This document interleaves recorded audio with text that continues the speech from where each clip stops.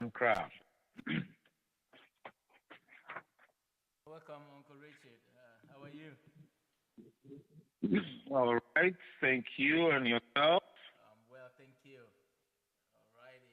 Wonderful. I think we are all set to start. So let me hit the recording button and then we will kickstart.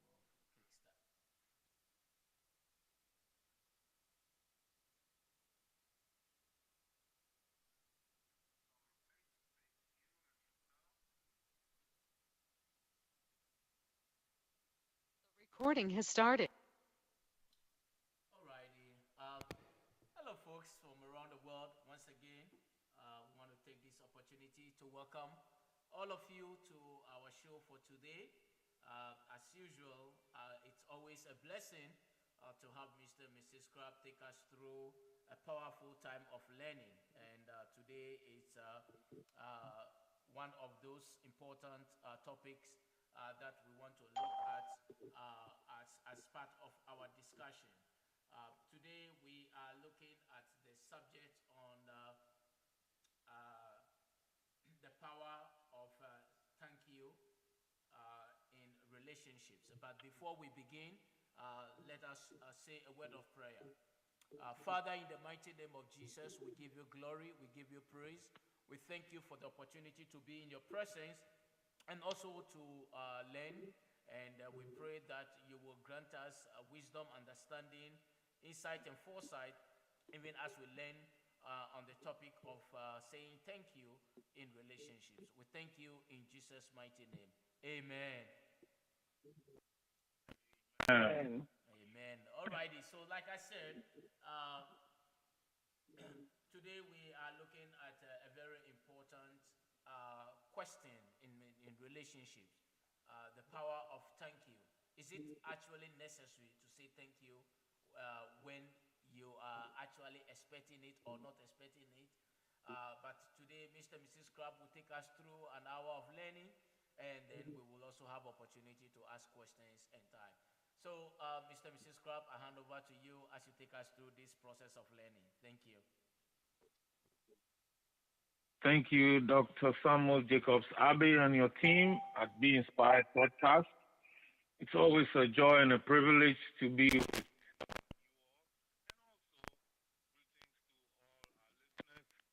all over the world, online, those on phone. We're truly grateful for those time together. The power of thank you in relationships. Two simple words. Thank you. And are filled with so many benefits. Yet their absence in our daily conversations and interactions are usually a sign that something bigger is missing in the relationship. That is, being valued and appreciated for what you do. Thank you is synonymous with gratitude, which is appreciation for what an individual receives, whether tangible or intangible. Sometimes we see, sometimes we don't. There's things that people do for us that may not be obvious to everyone.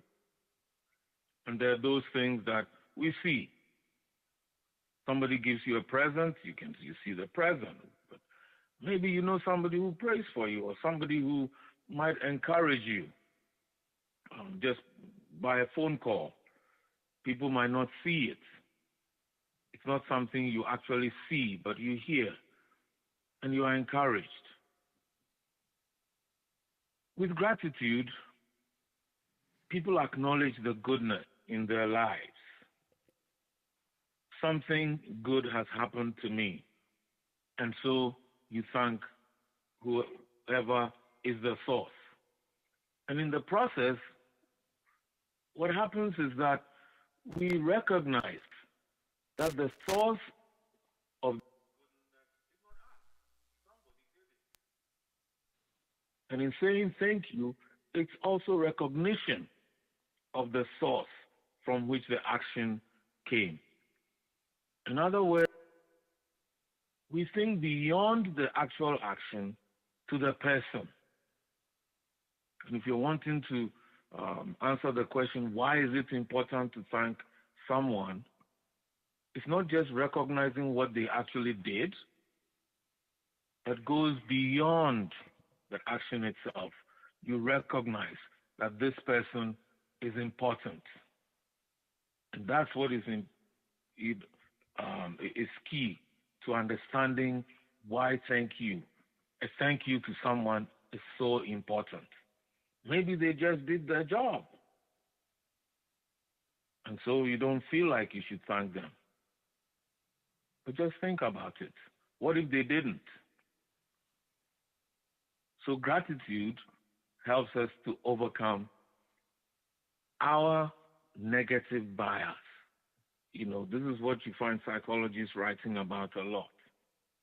That we're prone to a negative mindset, negative bias. Think of what somebody did to you recently. What do you remember most? It's usually the negative things, somebody you interact with very often. We often have a way of remembering what is negative more than what is positive. And Vivian puts it a nice way. That's my wife. She often puts it, this way. Just think, if you met somebody, a close friend of yours, who begins telling you how the husband, let's say two women, the husband brought her breakfast in bed and all that, and how she's so thankful for that kind of a husband. People, so, after a while, they begin to roll their eyes. What's she trying to prove? She the only one who has a good husband? But if the same person came telling them how the husband beat her up and pushed her out of the door in the cold and all, or it was raining, and how could he? Everybody is going to start now reacting to the whole thing and pitching in. That's what I mean by negative bias. And to counter that, psychology research has established that gratitude is a powerful positive force and that it has real impact on our physical health, emotional well-being, motivation, and belonging. You can also add not just belonging, but also being fully engaged with people, interacting with people. You see, we cannot just think gratitude in our heads, our minds, and expect that the one who has done something for us will know it. We have to say it. Gratitude that is not expressed is no gratitude at all. Nathan Brandon, a licensed clinical psychologist based in San Francisco here in the U.S., says, gratitude is the opposite of feelings like resentment, envy, and regret.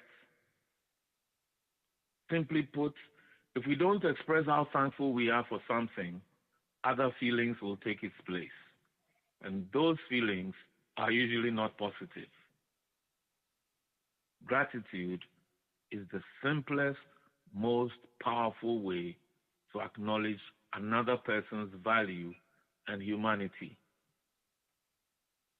But is it really necessary to thank my partner for doing what is expected of them or what they have promised to do? Yes, it is. Consider how your life would be without that action. And here are some examples for us all to think about.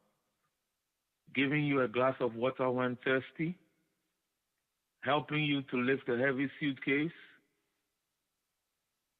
carrying groceries, items you've purchased from the market,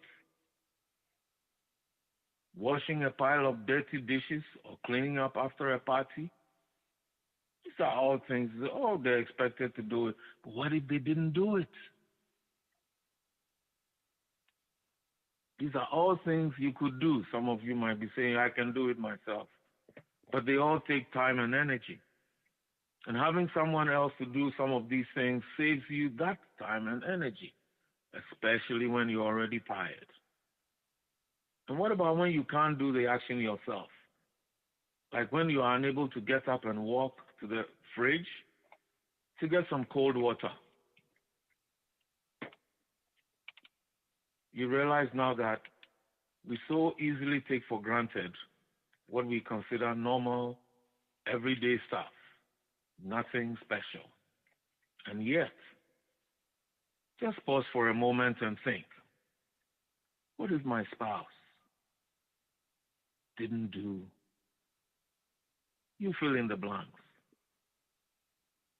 They promised to pick up this from the store. They promised to iron this.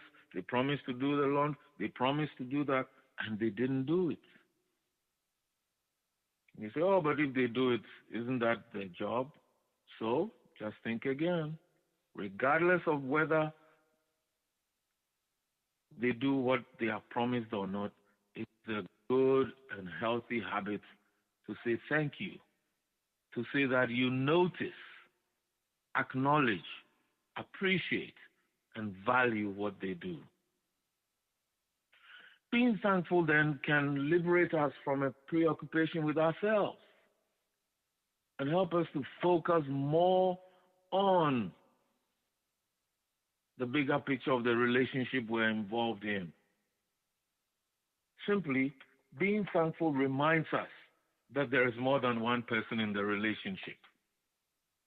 That the relationship is not about you alone. It's not about me alone. It is an important step in establishing a mindset of we and not me. And what about if my partner or my spouse keeps telling me to stop saying thank you? Sometimes we get this working with different couples. One person will say, well, I thank my husband, my fiancé, and she keeps telling me, oh, stop it, stop all these thank yous. Well, in our work with many different couples over the years, we have observed that very often the same person who gets the partner to stop saying thank you almost always, sometime later, could be months or years, but always comes around to begin to complain that the partner is not appreciated and doesn't express any gratitude for what they do. Same person who sometime before would say, it's not necessary. Why are you thanking me for this? Why are you thanking? Same person then turns around to complain later. He doesn't thank me for, he never shows appreciation. He's never told me.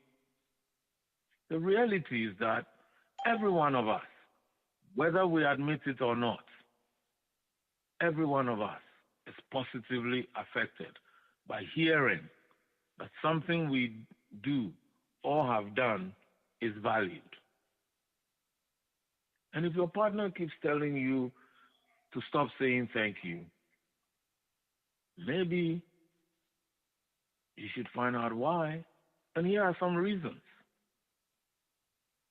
The person may not be used to hearing it so often, especially for what they consider routine or not special. And maybe the spouse, the other partner, may have grown up in an environment where it was the norm. Some homes, you don't hear anybody saying thank you. In some homes, you have to. Not you just have to, but it's kind of sprinkled around the house for any and everything. Another reason might be that, and we've heard some people say this, that all this thank you, is drawing an unnecessary attention to themselves. And, they just did it out of their heart. Yeah, that's fine. You just did it. But I see it, and that's why I'm expressing my appreciation. That's me expressing.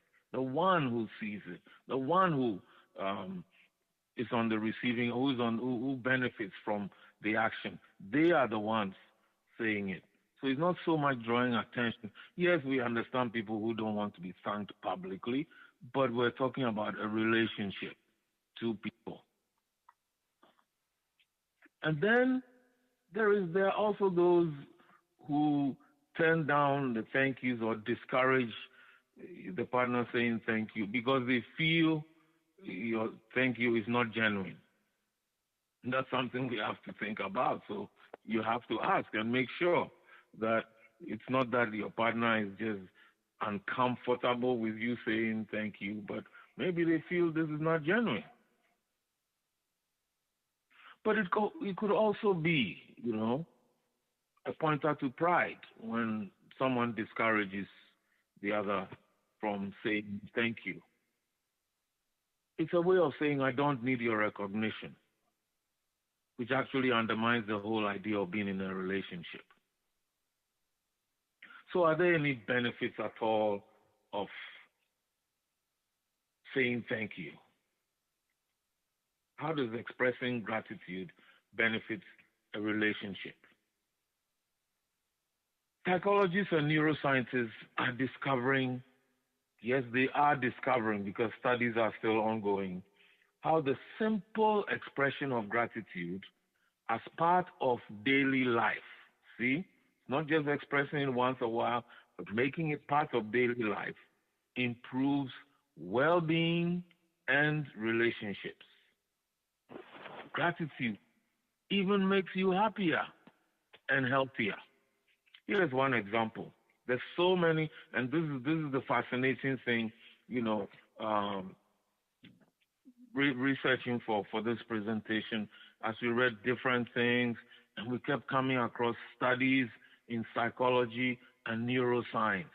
And here's one such study. Two American psychologists, Dr. Robert Emmons of the University of California in Davis and Dr. Michael McCullough in the University of Miami, they seem to be, I won't say pioneers, but they've done so much research on gratitude. In one study, they asked all participants to write a few sentences each week, focusing on particular topics. So that's one group. One group wrote about things they were grateful for that had occurred during the week, just during that week, things you're grateful for. A second group wrote about the daily irritations or things that had displeased them. And then there was a third group. They wrote about events that had affected them. No emphasis on being positive or negative. This went on for 10 weeks. After 10 weeks, those who wrote about gratitude were more optimistic and felt better about their lives. Surprisingly, they also exercised more and had fewer visits to the doctor than those who focused on sources of aggravation, things that displeased them. So there you are. You want to feel better?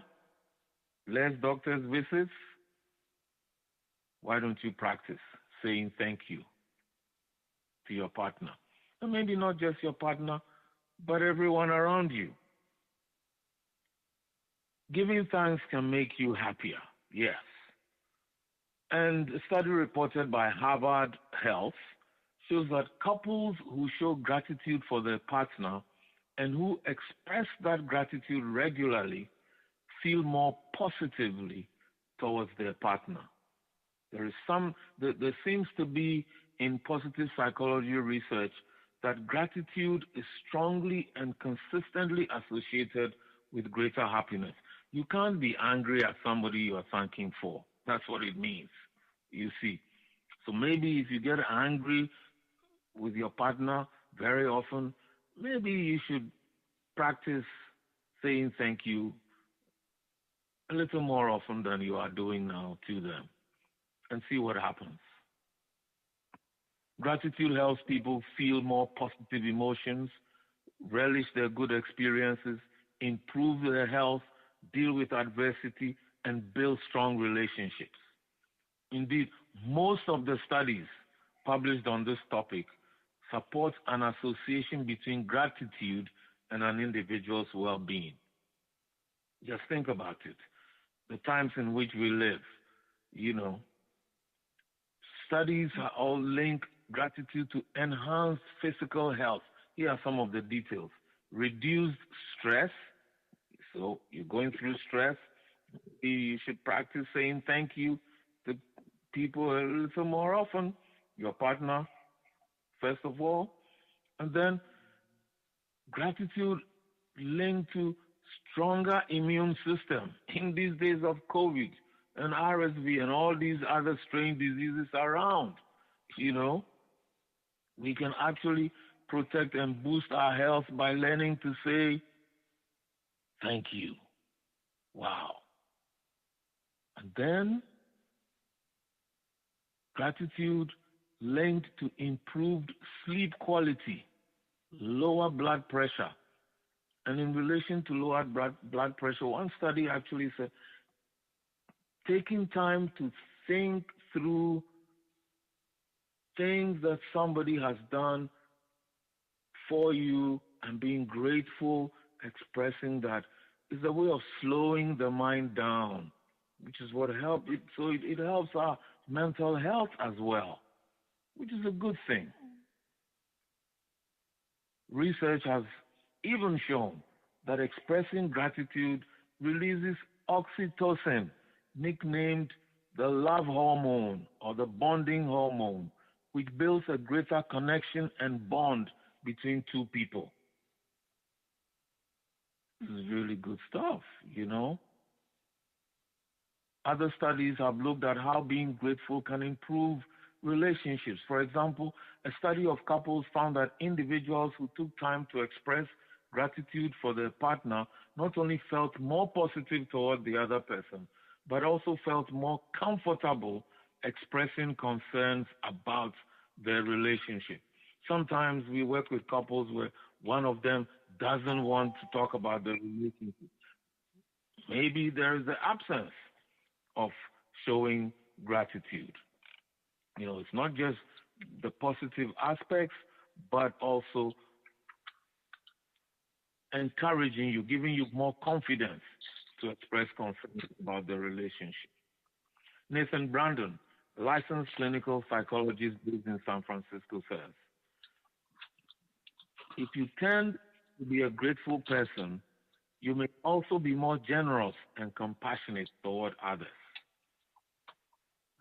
Danny Moore, licensed marriage and family therapist in Connecticut, notes the mental health benefits of a better mindset and says that, quote, as we develop a relationship with gratitude, it can become easier to reframe our thinking in difficult moments of life. End quote. Let me take that quote again. As we develop a relationship with gratitude, it can become easier to reframe our thinking in difficult moments of life. Is your relationship going through a difficult patch? Maybe think in terms of what you can be grateful for. And it might help you reset, reframe your mind so you can work on the relationship. Grateful people are also willing to take on more and new challenges. They are more optimistic about their goals being achievable. This explains why when someone thanks us for something we have done, we feel more ready to do something else for them. You see, just think, two people ask you to do something for them. One thanks you for what you've done. You don't hear anything from the other person. Next time the same people ask you to do something for them, who would you be more likely to do something for? I know what your answer will be. So, when we're grateful, it helps us to take on new challenges. An interesting fact we found is that the person who receives the thank you also benefits. The same hormones, the dopamine, the oxytocin, the feel-good hormones that are released when a person thanks someone. See, you who are thanking, there is a feel-good happening to you. And the one who receives the thank you, they also, that's the wonderful thing. Their body also releases the feel good hormone. Maybe this is why we tend to like to associate with people who express gratitude for the things we do. Because being with them makes us feel good. We often hear that often when we're working with people. How does it, how do you feel when your partner thanks you for something? Oh, I feel good. You know, oh yeah, yeah, I feel like doing some more things like that. Very important. Now you see why after reading, you know, through all these studies, we we understand better why the Bible talks about being grateful, you know. And there are two um, passages, just two verses or three, you know. One of them from the Apostle Paul's letter, First Thessalonians chapter 5 and verse 18. He puts it really, really simple, you know. First Thessalonians chapter 5 and verse 18. First Thessalonians chapter 5, verse 18. Be thankful in all circumstances, for this is God's will for you who belong to Christ Jesus. Amen. Be thankful in all circumstances. Now we're seeing from the research that, you know, even when we're going through difficult times, remembering things that people have done for us for which we're grateful and expressing it helps us go through those tough times. The Apostle Paul also wrote to the Philippians, chapter 4, verses 6 and 7. Philippians chapter 4, verses 6 and 7. Don't worry about anything. Instead, pray about everything. Tell God what you need and thank Him for all He has done. Then you will experience God's peace, which exceeds anything we can understand. His peace will guard your hearts and minds as you live in Christ Jesus. Amen. Amen. So there you are. You know, again, in our difficult times, in our shaky moments, let's remember and thank God for things He's done. Perhaps even helping us through a difficult time earlier. And then we begin to gain more confidence. If God took me through that time, I can trust Him for more. Just like you would if this person appreciated what I did for them, I'm more likely to do something new on request. So how can we become more appreciative? If there are all these benefits, health, you know, mental health, emotional health, physical health, you know, relationships, all of that. That means you and I have to be more appreciative, starting with the people we're closest to. Husband, wife, fiancé, boyfriend, girlfriend, parents and children, all of us. And every one of us can learn to do these things. So we just gave this portion the heading, we all need to cultivate and make a habit of expressing gratitude, saying thank you. Here are some simple strategies we've gleaned from different readings. We must be intentional about it. We have to look for it. It's not going to, if we don't pay attention, we won't see. We're easily prone to take things for granted. You know, children having breakfast. Of course, that's what mom does. What if mom cannot prepare breakfast? Then you know we got a real problem. So why don't we say thank you for that? You know? So, but even before that, one of the things we remember to do my wife and I, is as we start each day to thank God that we are alive. It's another day, another opportunity to do good and at least to correct any mistakes we've done previously. But think about each other also. To wake up next to someone you love and be grateful that you have someone in your life to make it worthwhile. So begin the day with thankfulness in your heart. And then as you go through the day, pay attention. Here's what one writer says: give continuous attention. Throughout each day, find small things about which you can be thankful and avoid taking things for granted. Maybe by the time you finish showering, dressing up, your lunch is ready for you to pick up and go off to work. Why don't you say thank you? How would life be if you got to the counter and there was no lunch pack and you had to do it yourself? So let's not take things for granted. Let's consciously look out for things to thank each other for. And as we said earlier, think beyond what you actually experience. Ensure that you're focusing on not being grateful just for things, but for the people who provide the things as well. Because without them, the things would not come. They wouldn't just appear by themselves. Perhaps you particularly appreciate the good food you enjoy at home. How about remembering the one who prepares the meal and saying thank you? Not only when the meal is great, but even when the meal is average, because you have food, homemade food to eat.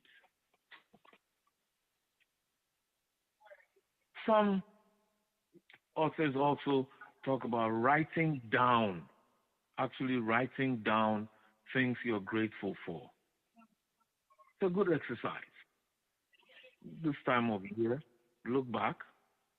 What are you grateful for in 2022? And then just generally you start with that. And then focus, if you're married, focus on your spouse. What can you be grateful for? I remember we were in a seminar once. Question like this, what can you say you're grateful for about your spouse?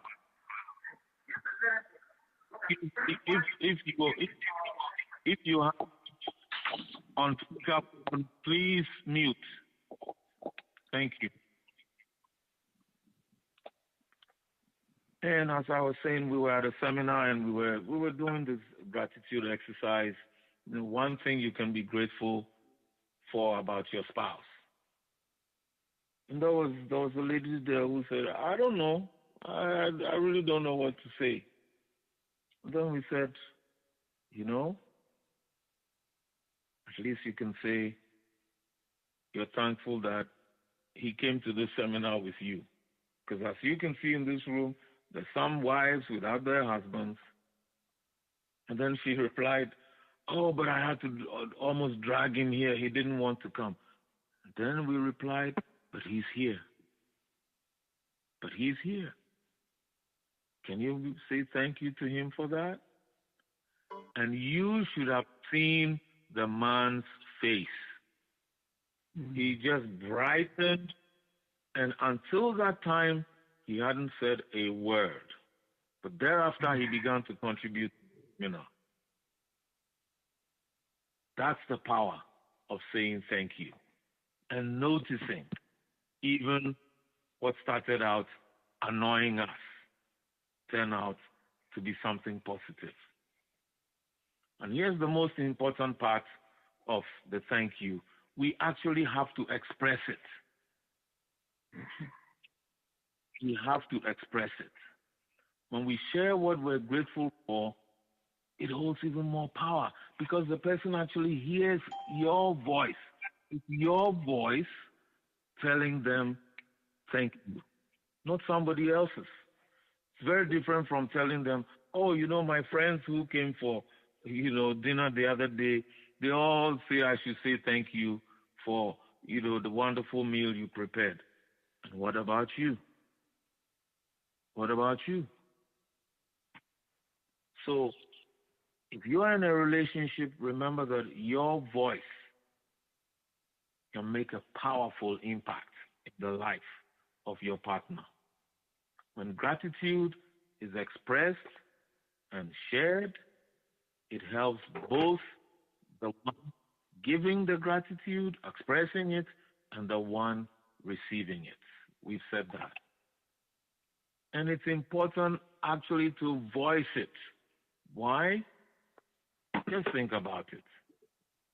Have you ever asked yourself something nice about your partner, your spouse, such as admiring the way they look or how they interact with you? Instead of keeping that thought to yourself, why don't you say it out loud to them? Tell your partner what you appreciate about them or appreciated about them or what they did in the moment, not 3 days later. Oh, when we went to the party the other day, I liked how, you joined in the conversation. It's old. Let's learn to do it in the moment. That's when it's even more powerful. Another way of showing gratitude is by helping. Yes, the things they do that you appreciate. Well, if your husband always does the laundry, why don't you do it once in a while? And some of the women are saying, no, you got the example wrong. Okay. So let's say if your wife always does the laundry, why don't you surprise her by doing it? We heard from a friend who said he did, because he was housebound during COVID. And he said it worked wonders.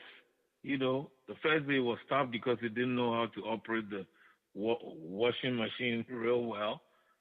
But the second time, he said, hey, this is no problem. I just dump the stuff in. I go do what I'm doing, come back and check, move to the dryer.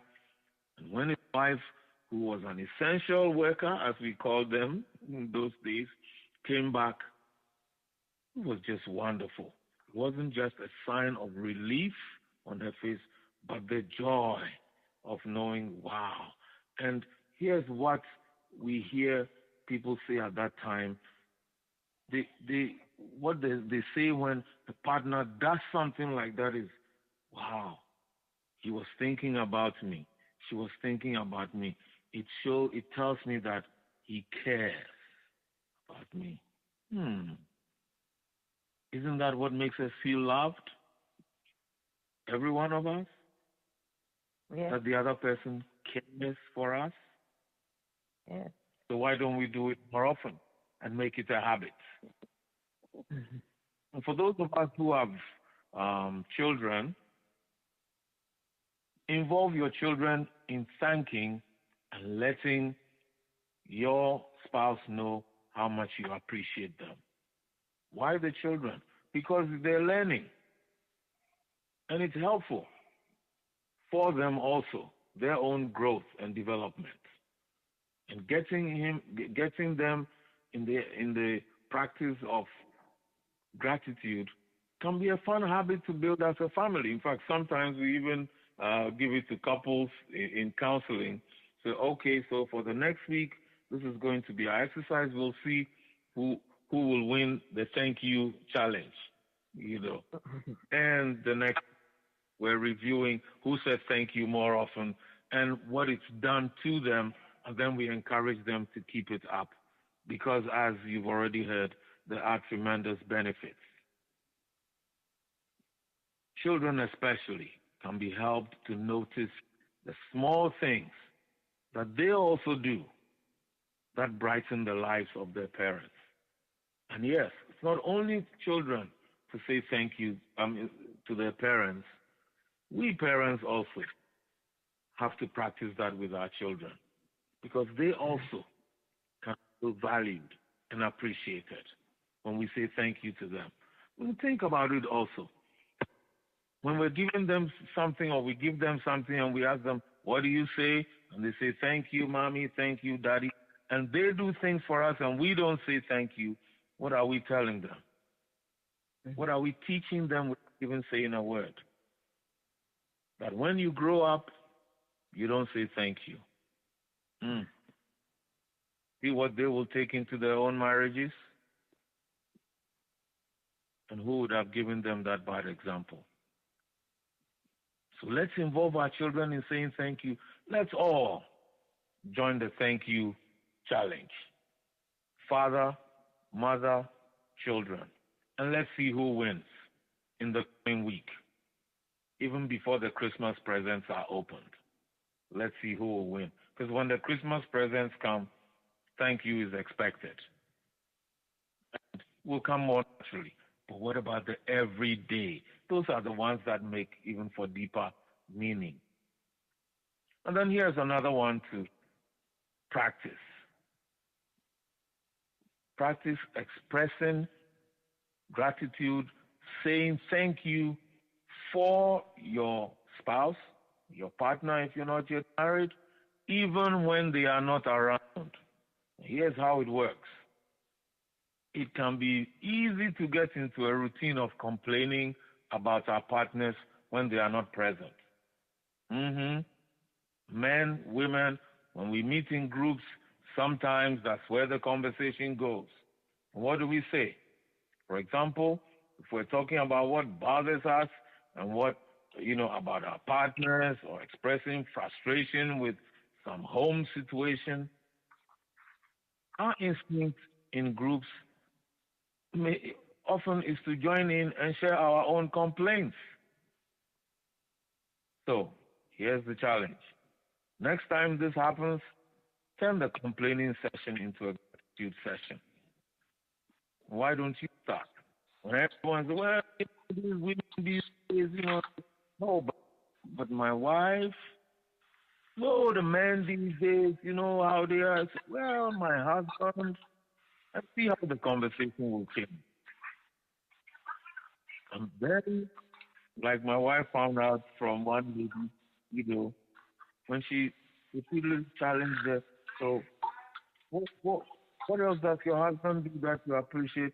After a while, she said, he's not all that bad.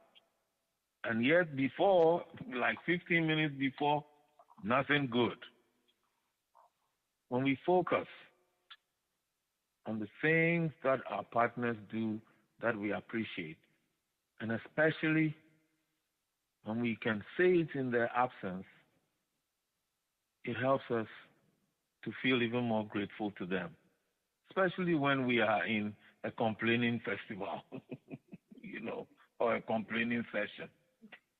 And you just begin to think, my wife doesn't do what they're saying. My husband doesn't do what they're saying. I'm thankful I have a good wife, a good husband, and then we can appreciate the person more. One writer says, even though your partner may not be present to hear what you appreciate, you will have an increased level of gratitude for them and may even be able to influence those around you to have an increasing level of gratitude for their partners as well. Now, isn't that wonderful? So we go from a complaining session to a gratitude session. We all leave, do the neuroscientists say? We all leave feeling some good hormones released into our bloodstreams.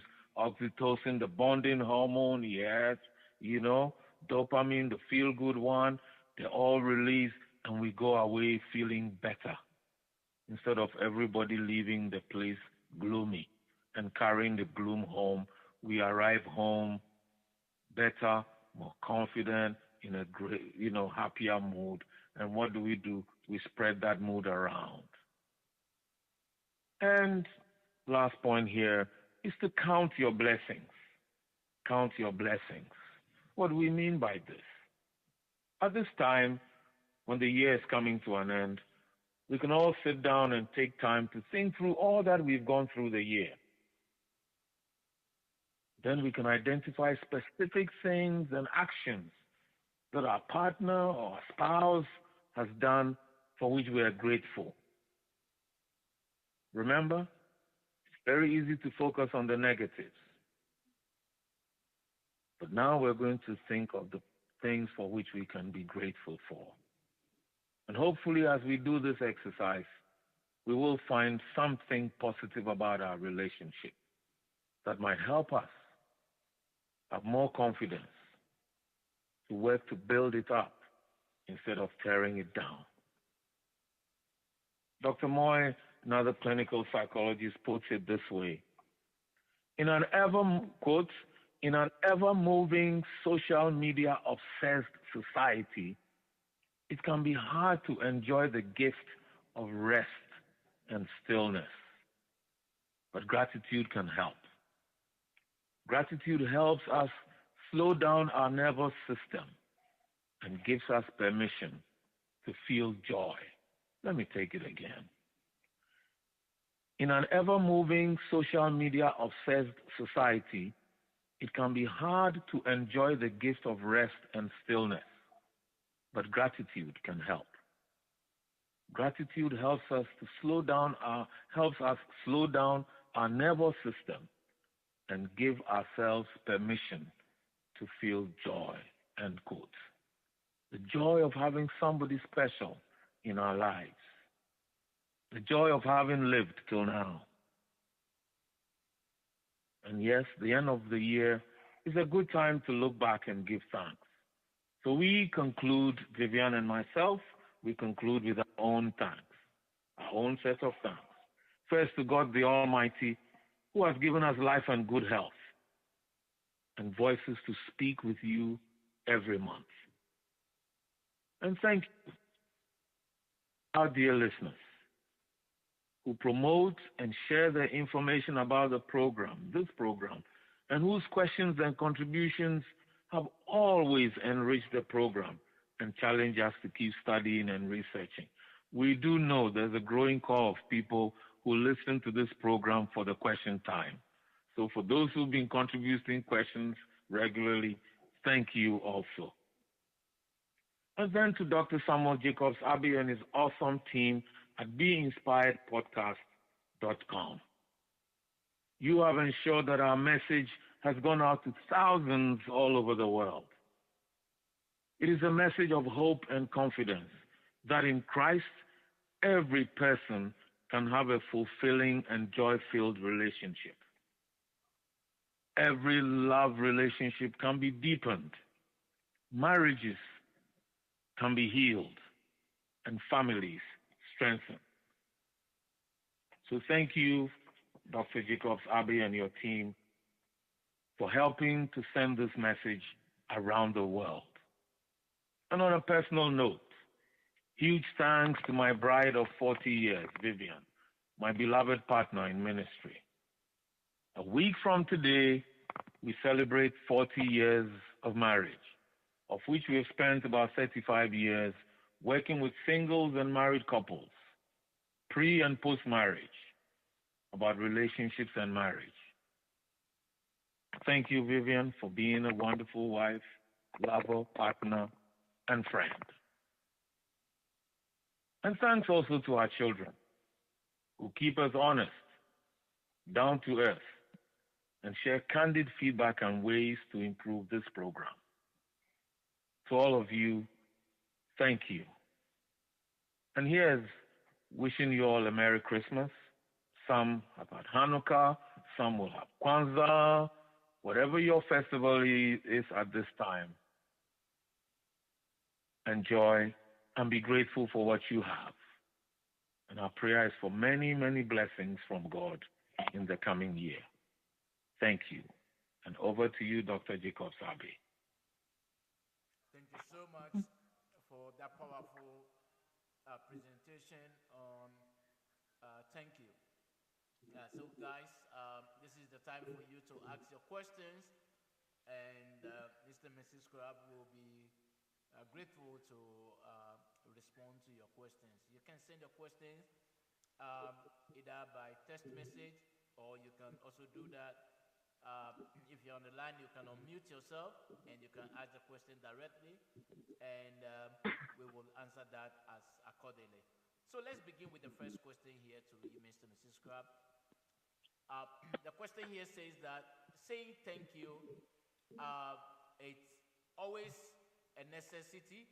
It's always a necessity. But how do we incorporate the habit of saying thank you in our children and those around us so they will not depart from it? Thank you. Well, good question. To cultivate that habit, you have to demonstrate it to your children. If you want your children to get the habit of thank you will have to be thanking them for everything they've done. Then they learn. And then when they miss it, they don't say it, you can remind them, you haven't said something. What did you forgot to say something. And then they will learn. That's the only way. The real way is for us to demonstrate it. Be the example to them. If they see you thanking each other, they see you thanking other people, they learn and they will do it. Thank you. Thank you very much, Mrs. Crabbe, for that to respond. Another question here, and this question is coming from Ohio. And the question says that you are absolutely true for saying that one who eventually ends up saying that too much of thank you is just to seek unnecessary attention, ends up proving that they need it anyway. My question to you is that must we be intentional in saying thank you, or it should just flow naturally? Thank you. I think we said it that you should be intentional.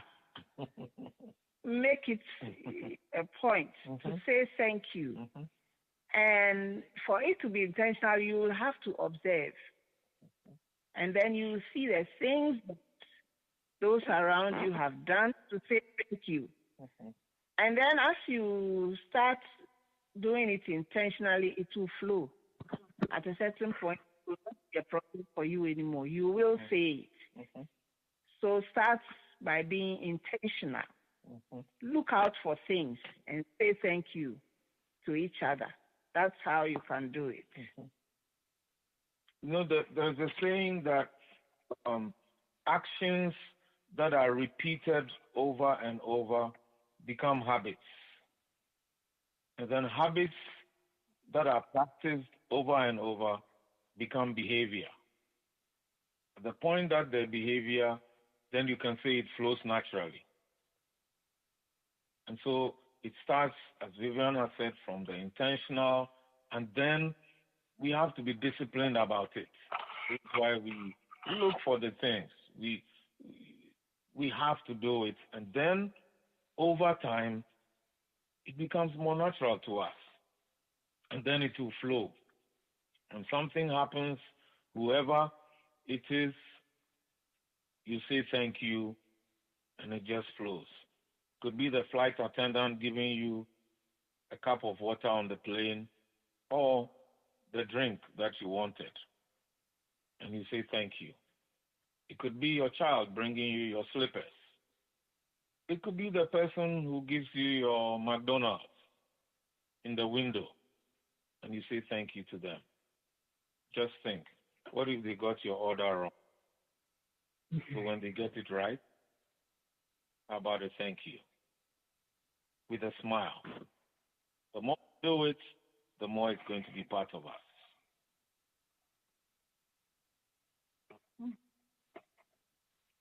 Awesome. Thank you very much, Mr. Crabbe. Another question, and this question is coming from Sierra Leone.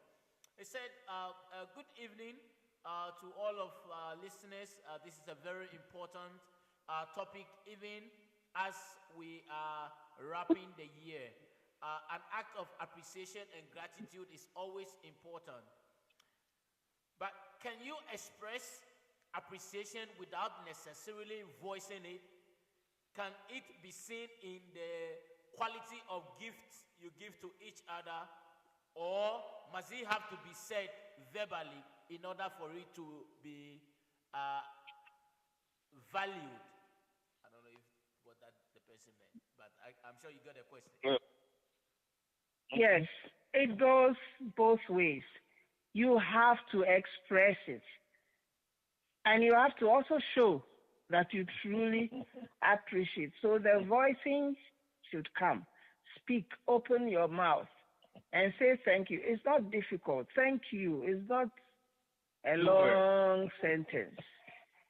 Thank you. Just to you can say it, and for it to be even more meaningful to the person, say thank you for what you don't just say thank you. Thank you for what? Thank you for giving me a glass of water. Thank you for the food. Thank you for bringing me my slippers to the children. Thank you. Say thank you and let the person know what you are thanking them for, not just because they say we should say thank you, you say thank you. Thank you for whatever the person has done. And it should not just be lip service. You see, if you are saying thank you and you are doing something else which doesn't show that you appreciate what the person has done, they will not believe the thank you. So both will count. Actions to show you are appreciative, and then say it too. You have to say it. Awesome. Awesome. Thank you so much, Mrs. Crabbe, for that response. Another question coming from Pennsylvania. And it says, thank you so much and happy anniversary to both of you for your 40th. What a blessing. On the subject of gratitude and appreciation and saying thank you to each other, my husband and I have the habit of buying each other gifts and also expressing how much we appreciate it ourselves. The problem is whenever there is a problem between us or there is an issue, unresolved issue, even when I say thank you, it doesn't respond. Is it the rightful thing to do? How do you resolve conflicts in the midst of still showing appreciation and gratitude? Thank you.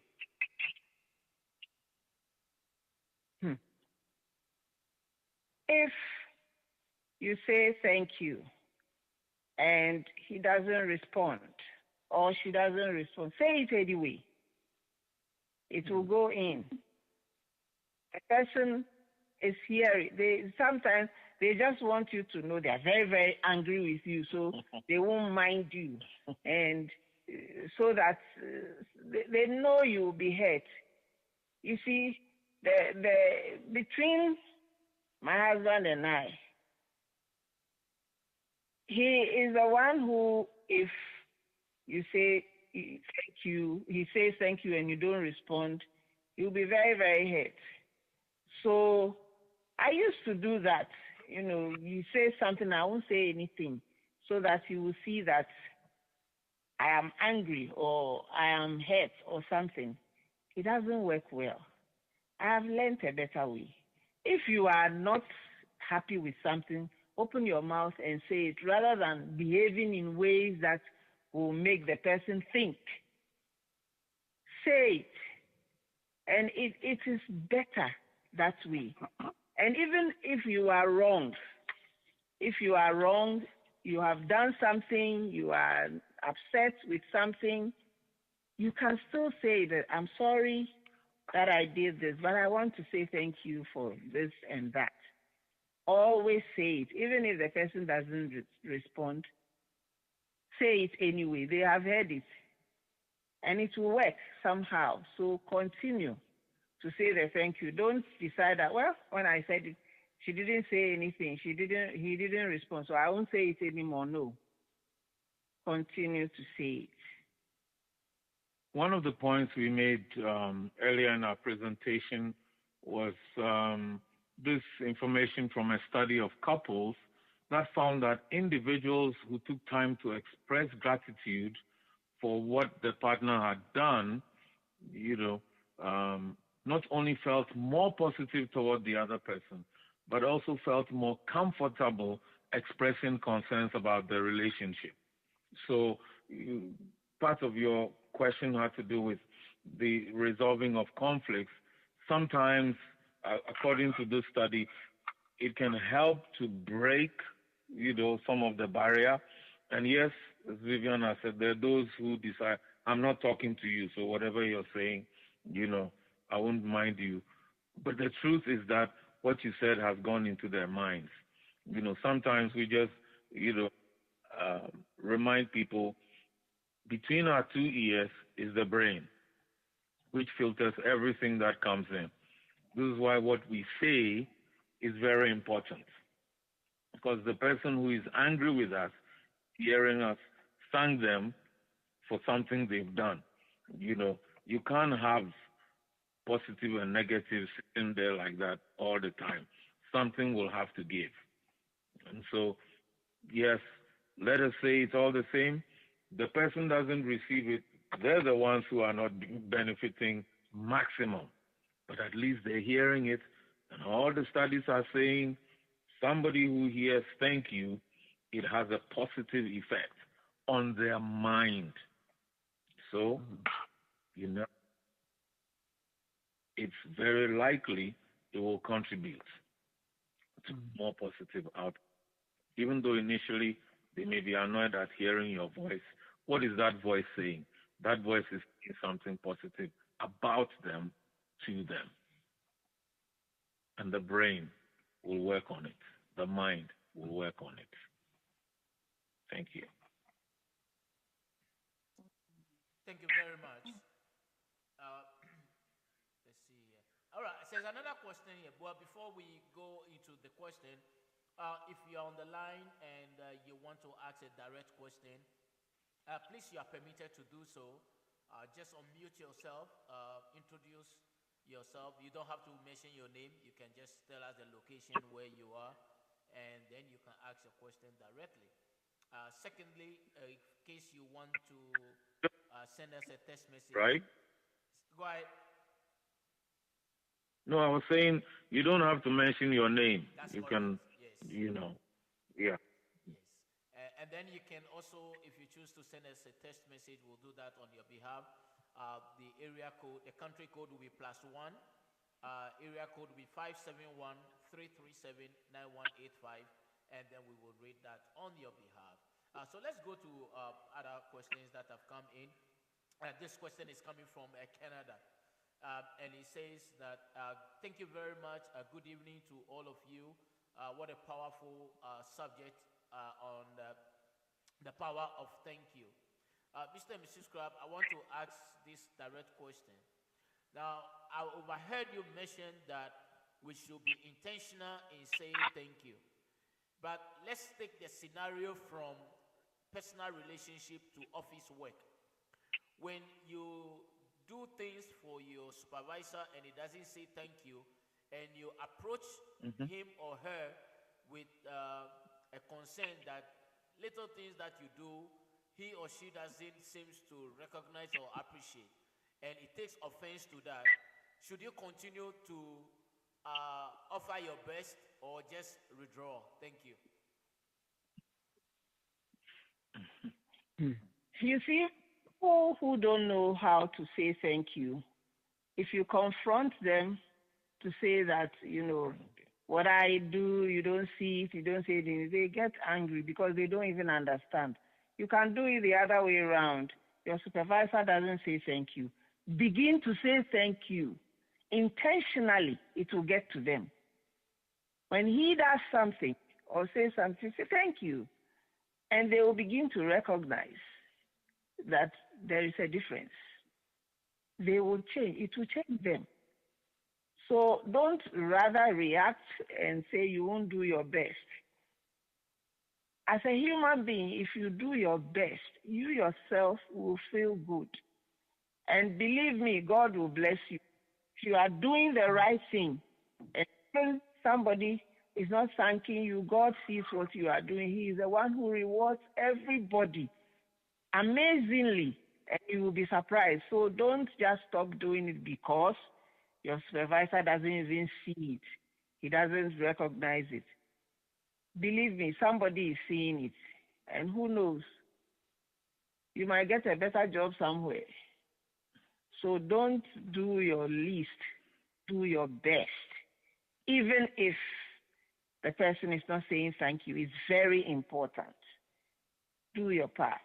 Thank you. Thank you.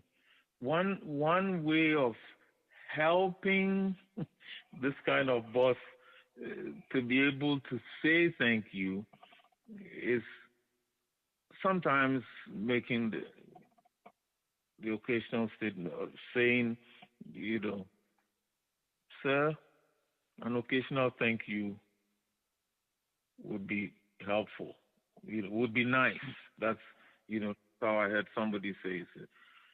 Sir, an occasional thank you would be nice.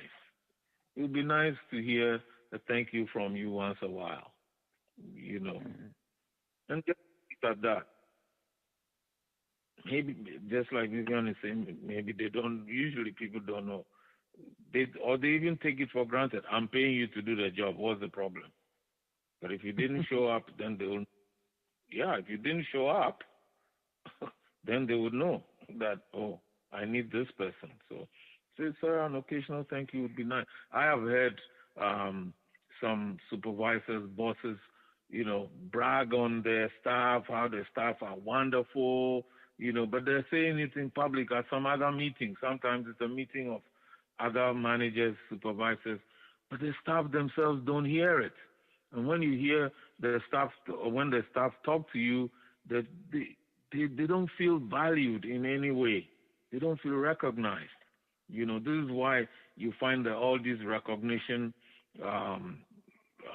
practices at work and employee of the month and all that kind of thing. It's to boost people's confidence and their self-esteem. So let's do it for one another, and you can see how easily this can start in the home, and then we can take it to the office. And yes, having said that, we do also know those who do it really great to everybody else, except their partner, except their spouse, except their children. So what does the saying go? How does the saying go? Charity begins at home. Let's do it, especially closest to us. And then we can export it to the community. Even the neighbor who doesn't like you, saying a for something they do might change the frosty relationship. Thank you. Thank you very much, Uncle Richard. Thank you for that powerful response.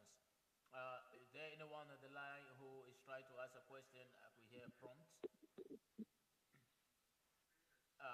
Otherwise, we'll continue with the questions. Like I said, you are welcome to ask your question directly, and in case you are not comfortable speaking to, you can send your text message, and we will read the questions for you. This is coming from California, and it says that, thank you so much. Now, how do you also react to a situation where you give a gift to someone and the person tells you that they are bigger than the kind of gift given to them? What should you do? Thank you. If you give a gift and they say they are bigger than the gift, does that mean they don't want it? Or what do they mean? They don't value it as much. By that? They think it's below them. Do they mean the gift is below them? Most likely. Okay. Okay. So if you give a gift to someone and they say it's below them, they don't value the gifts that you have given them. You see, we need to be grateful. So whatever we are given, we should be thankful for the person who gave the gift. It's that counts. So if you give a gift and the person clearly tells you they are above that kind of gift, that the gift is below them, that's what I have. That's what I can give. You don't force me to give you something that you don't know if I can give you or not, or you are expecting you to use. You are thinking about me. Maybe you think I have a lot of money, so I should be able to afford something, which I may not be able to afford. So if you tell me that it is below you, thank you. I may not take it back, but some people too, they can give it back to you that, no, they don't want this one, change it. You're not getting anything from me anymore. And if you say that, is below you, I don't know what is your level. So I'll be safer not to give you anything anymore. But we should learn to say thank you for the littlest thing that anybody gives us. It is the thought that counts. So just learn to say thank you. It is pride that makes you even think that the gift is below you. Who are you that the gift is below you? We should be thankful for anything that anybody gives us. The short answer is that if the person say is below him or her, that is his opinion, and he has told you. So if I don't have money to give you what is your level, then I don't give you anymore. It's simple. The way you said it is illustrative of what we shared earlier, that gratitude energizes people to do more. So if you don't express gratitude, well, the well will dry up. And instead of having something we think is even below us, it will be zero next time. So, and then, as I was talking, I also, was reminded again of the point made earlier, in answer to another question also, that when we express gratitude, it also enables us.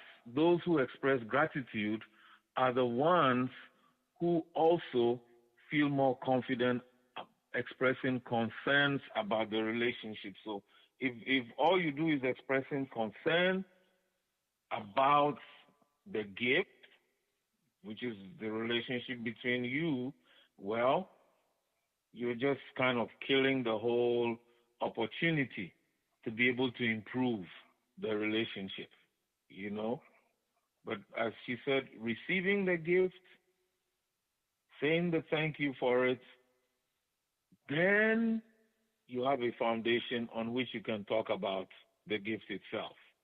And this is a good time of year to talk about this because gifts will soon be flowing around. How will you receive the gift that is coming your way in less than 2 weeks? Or in 2 weeks, right? Today is the 11th. 2 weeks from today is Christmas Day. How will you receive that you get? Will you say thank you and then be able to talk about it later on, not the same day, preferably? Or you open the gift and you're crestfallen and it destroys your whole Christmas? Think about it. Expressing gratitude, you even begin to feel good. The one who hears you also begins to feel good. You both will be in a better place to discuss the gift later on. Over to you, Sam. Thank you very much, Mr. and Mrs. Crabbe, for that response as well. Very powerful response. Another question here, I think it's in the same line with this. I think you've answered it, but let me still ask for the benefit of the doubt. And this question is coming from Washington, D.C. And it says that, should one be entitled to a gift in a relationship, or it's just nice that one would ought to give a gift to each other?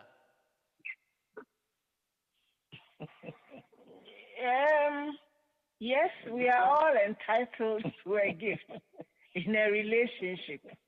We must all learn to give. You don't have to give something very expensive. Gifts show that you are thinking about the person.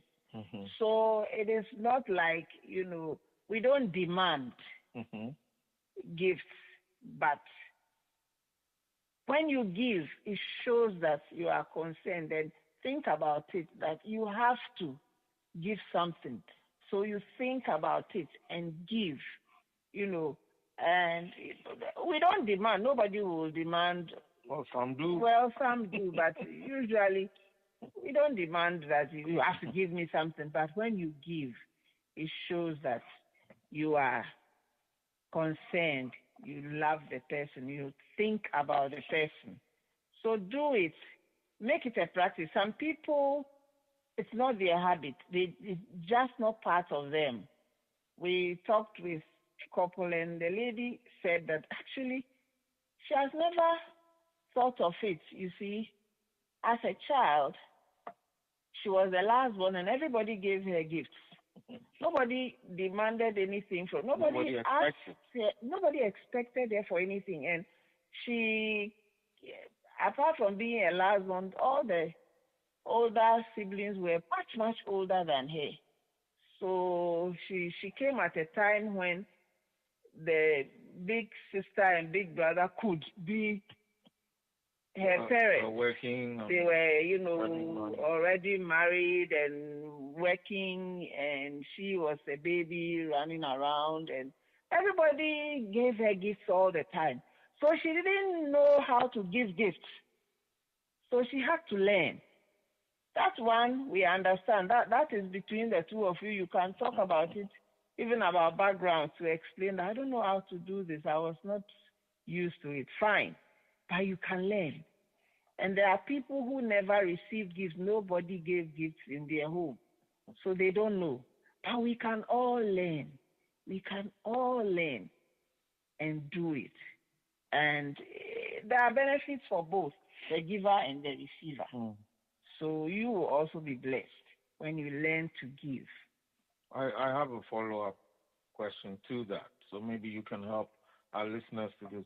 What about those who say, my partner or my spouse doesn't deserve a gift like this Christmas? I don't see what's extraordinary done to deserve a gift. That is interesting.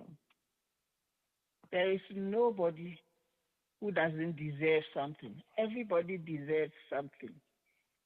If you say that, I don't know the word that can come. You are very mean to say that your partner doesn't deserve a gift. Every day, if they don't do anything for you, they get up in the morning and sweep your house. They keep your house clean. They give you food.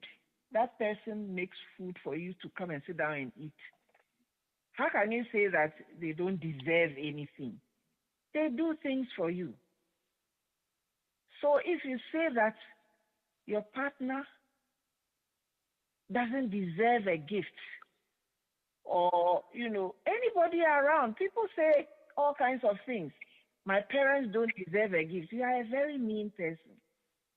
My partner doesn't deserve a gift. My children don't. You are very mean. Think about it. Change your mind. Pray that the Lord will help you to change. There is nobody around that you say that they don't deserve anything. The people you think they don't deserve it, and you will see how miserable you will be to think that they don't. Everybody deserves something around you. That's what you think. Dr. Song? All right, thank you so much, Mr. and Mrs. Crabbe, once again for that answer with regards to the gifts and entitlement and all that. Another follow-up was then, and this is coming from New York, and it says that Thank you, Mr. and Mrs. Crabbe. This is awesome. Now, talking about gifts and appreciation and gratitude, I believe that you have done very well in explaining the concept to us, the listeners. Practically, how can one cultivate that habit, knowing that most African descent, especially African men, most, not all, do not have the habit of buying gifts or even ordinary flowers to their spouses on special occasions. To them, it's all about showing appreciation is giving sex and nothing else. How can one cultivate the habit of expressing their gratitude and appreciation and love in a manner by which it will create an atmosphere of love and appreciation? Thank you. First of all, I beg to differ. The way you said African is not true that African men know how to give gifts. Human beings don't know how to give gifts. We know Caucasians, full white, no mixture, who also don't know how to give gifts. We know people who say it the same way. You see, it's a waste of money. That is a waste of money. That, why should they give? So it's not only African men. It is some human beings don't know how to give. But you can help each other. You can let the person know that, not something expensive. Just do something to make me know that you care. And you be the example. You do it over and over. It will catch up with the person. You give the gift and it will catch up eventually. We can help each other cultivate this whole habit. Can help each other. So, and please take it out of your mind that African men, things that we say, African men are not romantic. It's not true. They are romantic. They be romantic.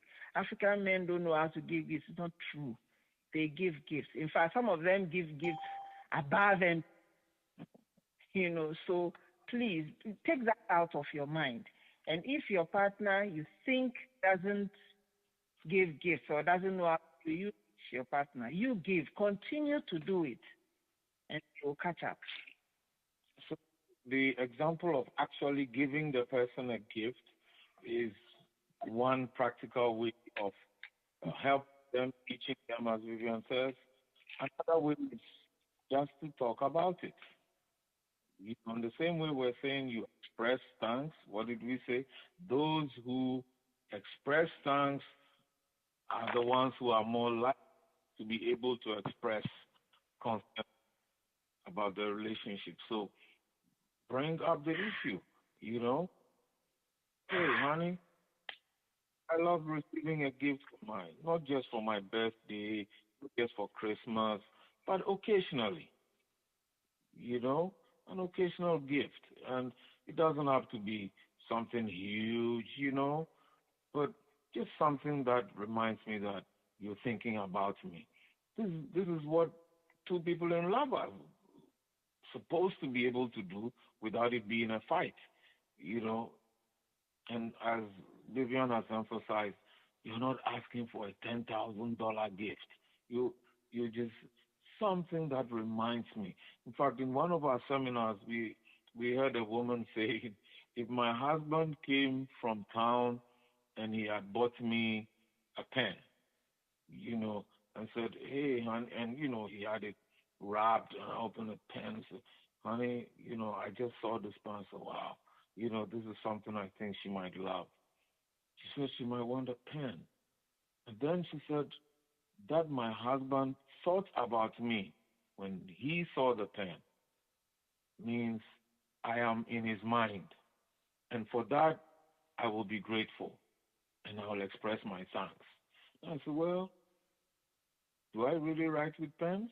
But maybe I don't write with pens. I type on the computer all the time. But this will be a treasured pen because it came from my husband.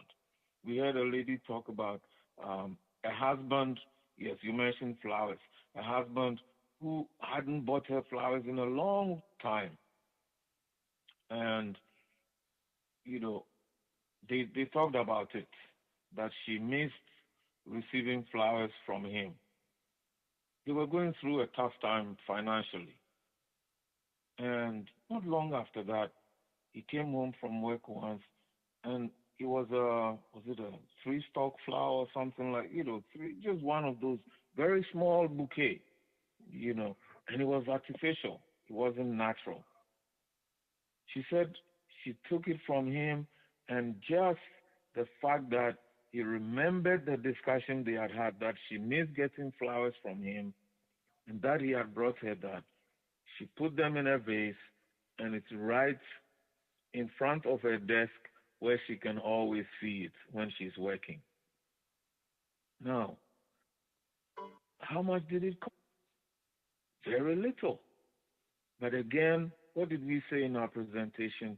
When we do things like that, it tells the other person, our partner, our spouse, that we care for them. That's one word people in love or people who feel loved often talk about.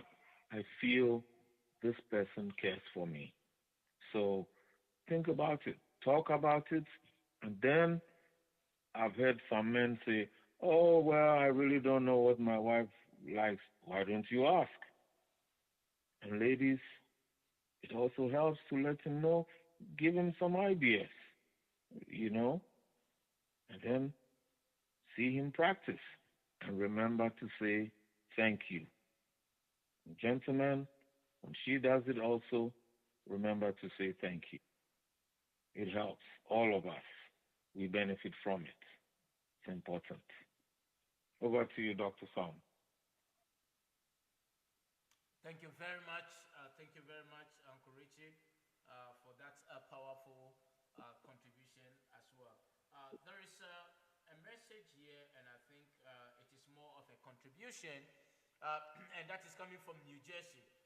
It says that many people who never say thank you sincerely don't notice or appreciate kind gesture.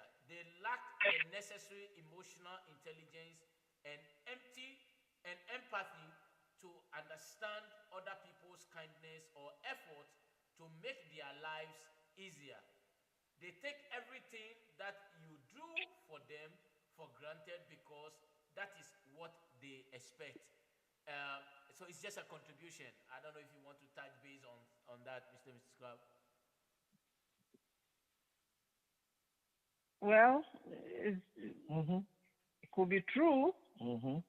that that's how people, some people Some people. are, and so they don't even see what Yeah. you have done, but you can also help them. Mm-hmm. That's the very reason why you send someone something and you are not hearing, you call and say, "Did you receive what I sent you?" It prompts the person to say something. When you are in the house, you give something, "Oh, did you see what I didn't hear anything. I don't know you saw it." You are bringing their attention to it that I did not hear anything. We can help everybody to learn to say thank you. And just as Michael Richard said that sometimes you can tell your boss, a little thank you helps. It would be nice to hear thank you now and then. Yes, you can tell your partner, your friend, or anybody. It would be nice to hear some thank you, a few times. You can do that to help each other. Thank you. Thank you very much. Uh, Another question, and this is from Virginia, and it says that, thank you very much, Mr. and Mrs. Crabbe. When I saw this topic, I was eager to hear what both of you will share. you did touch a little bit of my question, which is my how is it that at every opportune time my gifts are either much more expensive of much quality than that from my husband? Should Do you think I should bring it up? I don't feel comfortable discussing that, but my observation is that at every time that we exchange gifts, I go extra mile to add more value to the gift than that from my husband.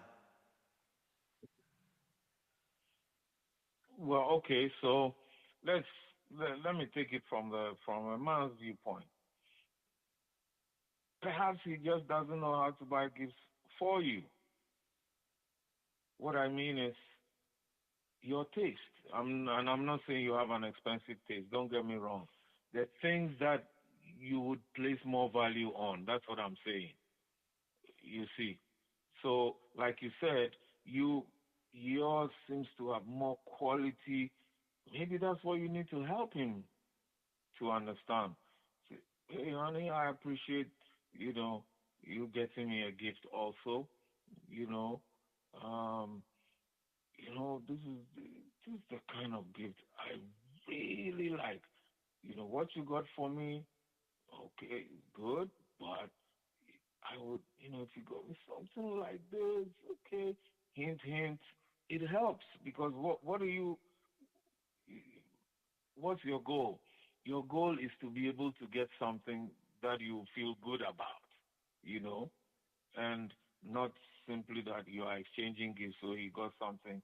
And see, if you're not really happy with the gift and you're not talking about it, where is the unhappiness being stored? It's in your mind. So you have to express it. Not so much that you are unhappy with the gift because that's not what you're saying. You're saying the quality could be upgraded. That's all he needs. It's not that he's not giving you at all.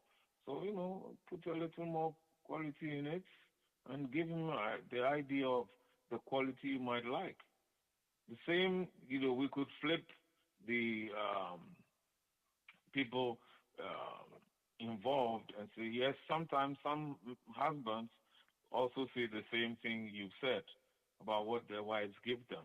So, you know, we help each other. Remember, the relationship is about us.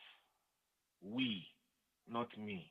So don't keep it a me thing that as for me, I give quality. As for him, no. Let's upgrade it to we give each other quality gifts. And you will be you're the best person to help him do that. And guess who will be on the receiving end? The major beneficiary of what he learns to do. It's you. So why not do it before Christmas? If he hasn't already bought the gift, who knows? You might get two. The one he got originally and the upgraded one.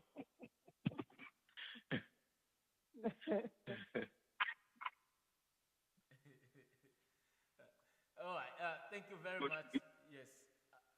You can go ahead.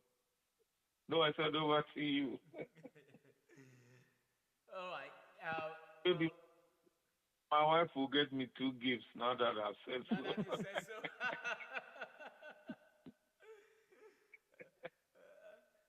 All right, guys. We are still here, and if you want to ask a question directly, you are welcome to do so. At the same time, if you want the question to be read on your behalf, don't hesitate at all. 571-337-9185, and we'll gladly do that on your behalf. Another question that came in said that thank you very much. Must appreciation and gratitude always be in a form of a gift? I know Mrs. Crabbe had mentioned that we all deserve a gift, but must it always be in a form of a gift? Thank you. We started this whole thing with saying thank you. There was nothing like a gift. I guess because it's coming to Christmas, that's why the gift is taking priority over everything. The real topic is saying thank you. So appreciation.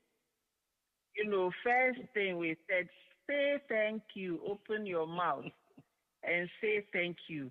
We did even say that don't do things to make the person feel you appreciate them. Open your mouth and say it. That's what we said. The first thing is opening your mouth to say thank you and tell the person what you appreciate about them. That is the first thing to do. As for the gifts, they will come.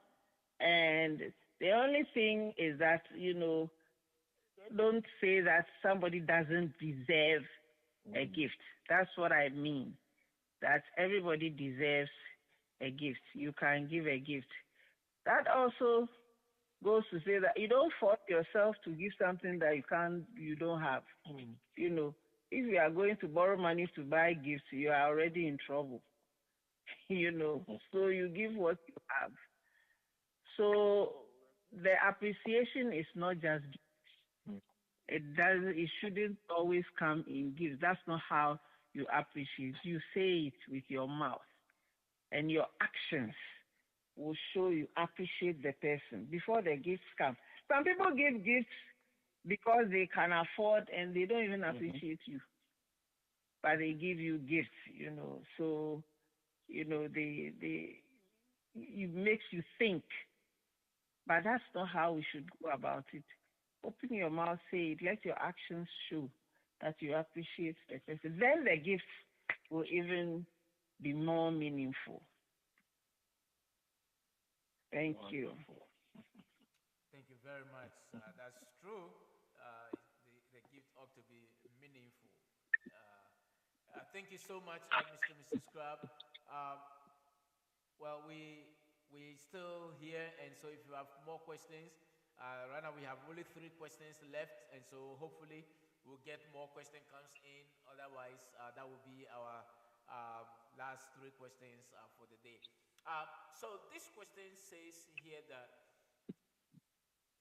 do we have to agree on the quality of gifts to be given, 1, to ourselves, 2, to our in-laws, and 3, to our pastors?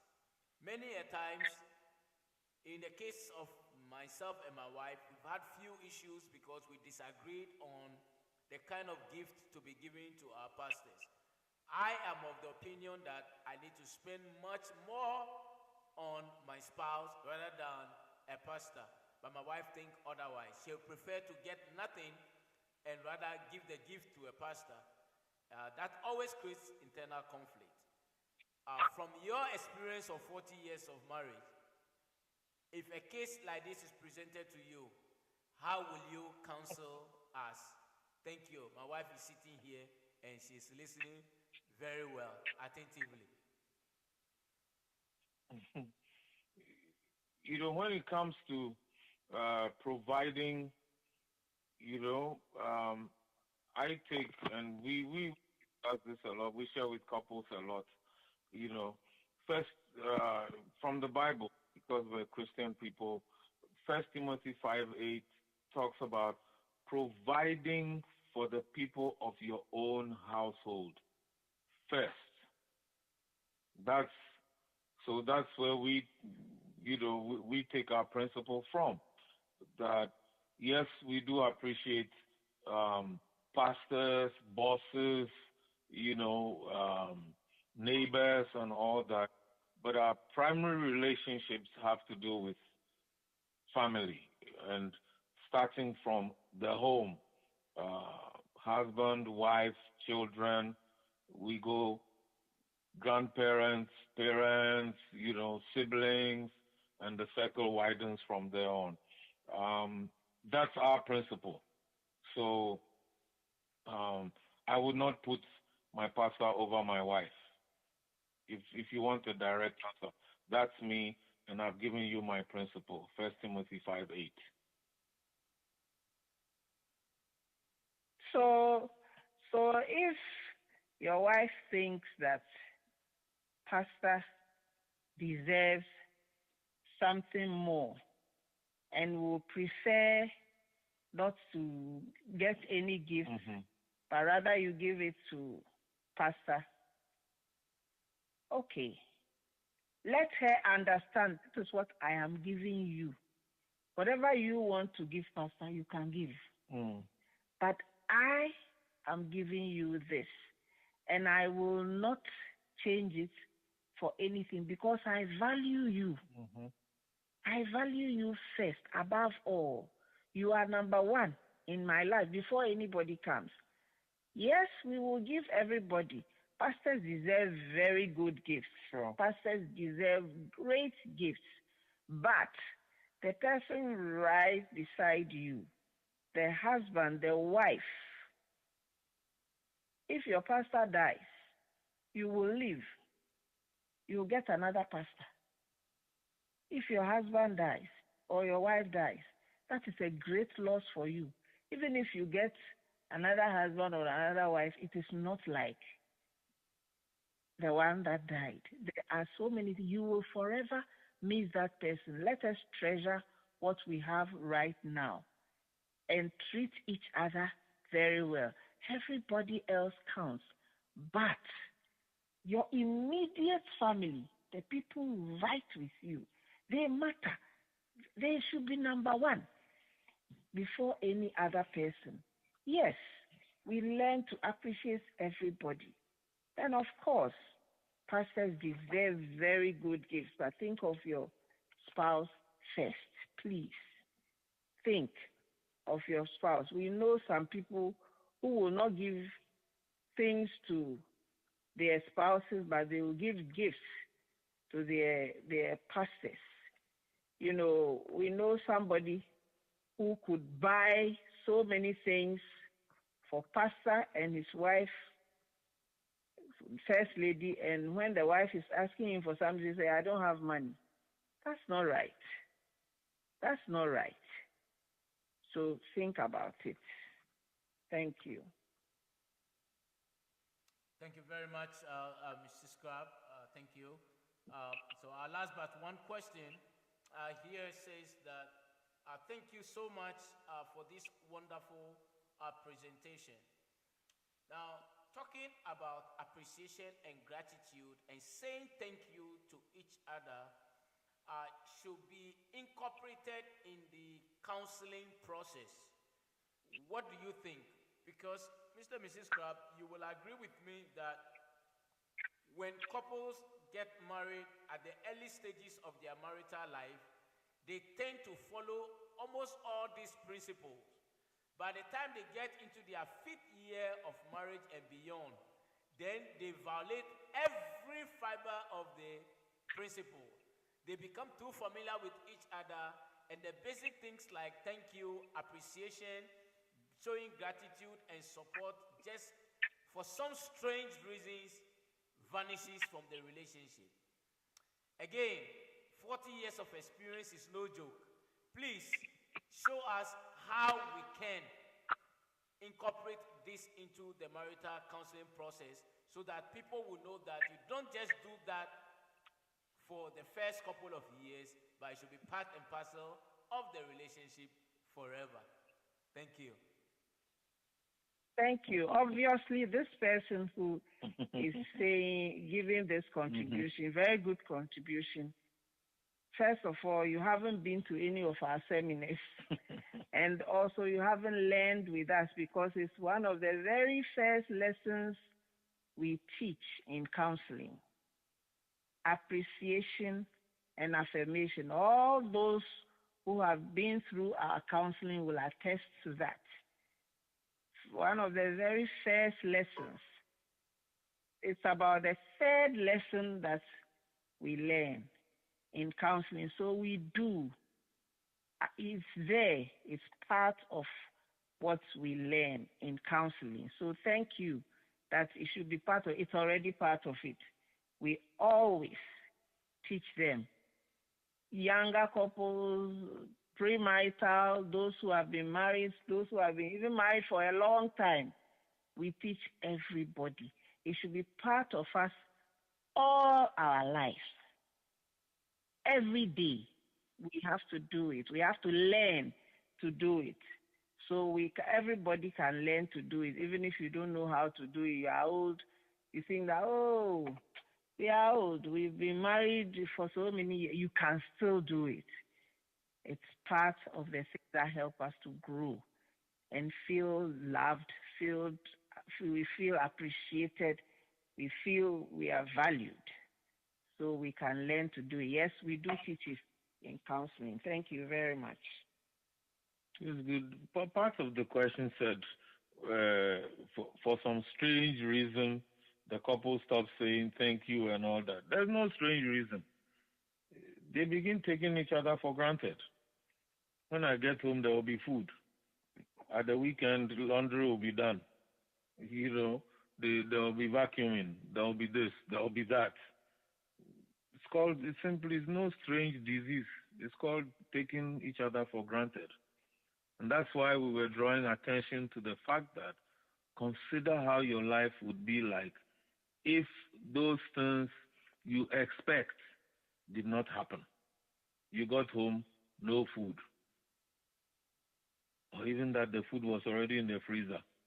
You at Monday morning, no clean shirt or no clean underwear. There are all kinds of things we simply assume will happen because our partner, our spouse does it. It's become routine. What if they don't do it? Let's keep that in mind.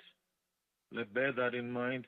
It will help us to understand the value we're talking about. These are not just theories, these are practical ways of really enjoying the relationship, not just kind of associating with each other, but really enjoying the relationship. That's what we promote. That's what we encourage couples to do. Because when you value the person and the person knows it, it makes the relationship even more meaningful. And they put more of themselves into it. We all do. So let's help each other that way. Thank you. Thank you very much, Mr. Crabbe and Mrs. Crabbe as well. This will be our last question, except somebody else have a question to ask directly or if anyone comes in. But our last question here says that bringing up children in a way and manner for them to appreciate and recognize the value of saying thank you, it's very crucial and very important. Now, the African child is brought up in a way and manner that they naturally follows that pattern of saying thank you to everyone, most especially to the elderly. But Mr. Crabbe, when we move to this part of the world, and this person, it's writing from Connecticut.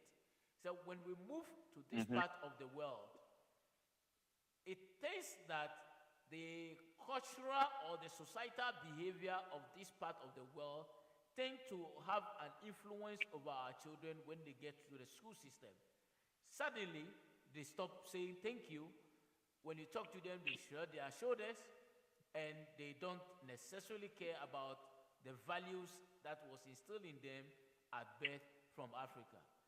Now, with your experience, I'm sure you have many children that you have raised, both biological and adopted, and those through your counseling. How do you resolve such a pandemic? Thank you.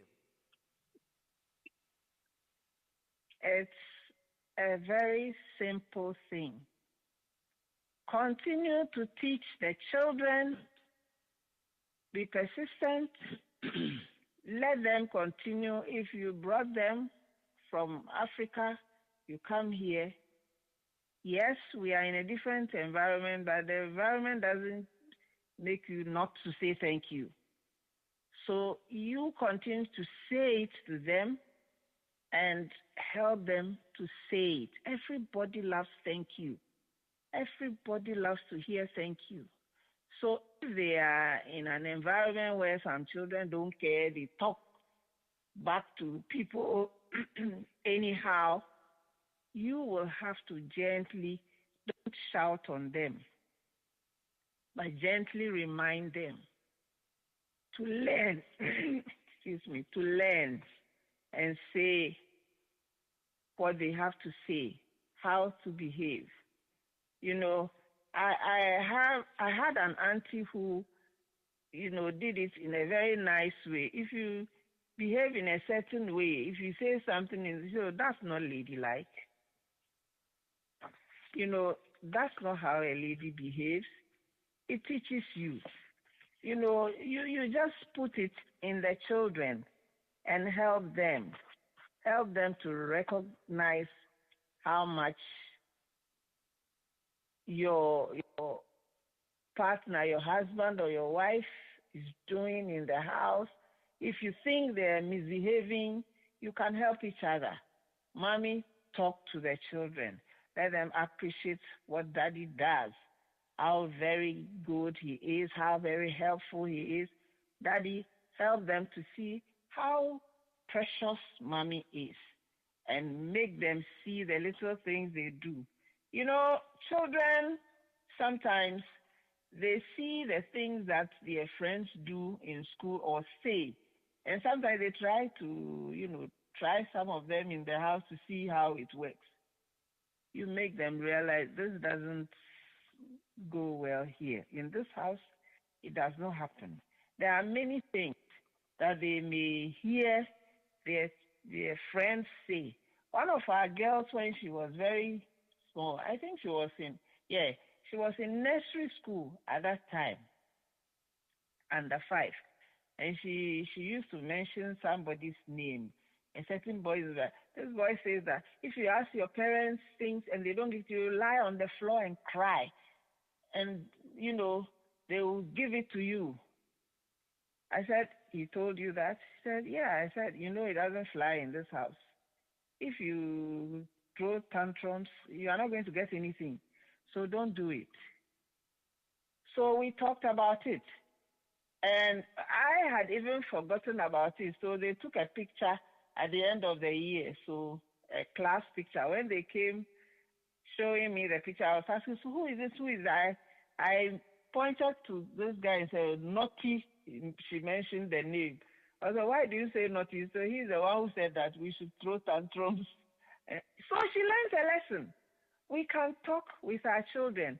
They may be seeing some things in some places and they will want to practice it and see how you also behave. Just be consistent and let them know that it doesn't fly here. We don't take this. It's not nice. You cannot do it that way. And we can help them all the time. If sometimes they are hearing all kinds of troubles in their friends' homes and they're beginning to imagine that things are happening in their home. When they start complaining about things, just remind them, you know what? The things that you are hearing your friends say, don't imagine that it's happening in this house. It doesn't happen that way. Please change your mind and, think what is happening.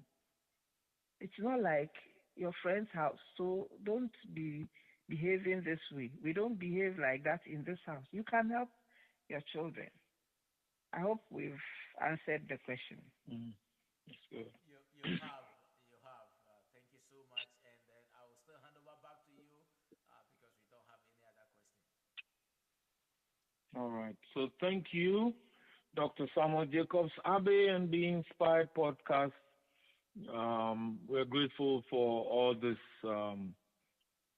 help and opportunity to share with people around the world in this way. So our final thoughts are in just one simple sentence, or maybe two, perhaps three. Expressing gratitude, saying thank you, helps us to focus on what we have now, rather than to focus on what we don't have. Expressing gratitude helps us to focus and appreciate what we have. Focus on and appreciate what we have rather than what we don't have. And then saying thank you to each other has so many benefits. We've talked about health benefits, emotional, physical, mental, de stressing, all of these just by saying thank you. And so the choice is ours now. You want to be healthy, you want to be mentally sound, emotionally strong, you want to have a relationship in which both of you are enjoying it. And guess what happens? When the relationship is good, when both of you are enjoying the relationship, you're going to do more for the relationship. And what did we say? When you are thanked for something you do, you are more likely to do something more for the person who thanked you. Let's think about it as we go into the end of the year and the Christmas season and the new year. Let us be appreciative of the people God has put into our lives. Without them, perhaps our lives would be much more miserable than we think, even now. And so let's think of the good things that we have with them. And let's give thanks to God also that He's given us this year. And we can look forward with confidence and with Him for 2023. God bless you. Have a happy Christmas. And see you, talk to you in 2023. Thank you all. Bye-bye.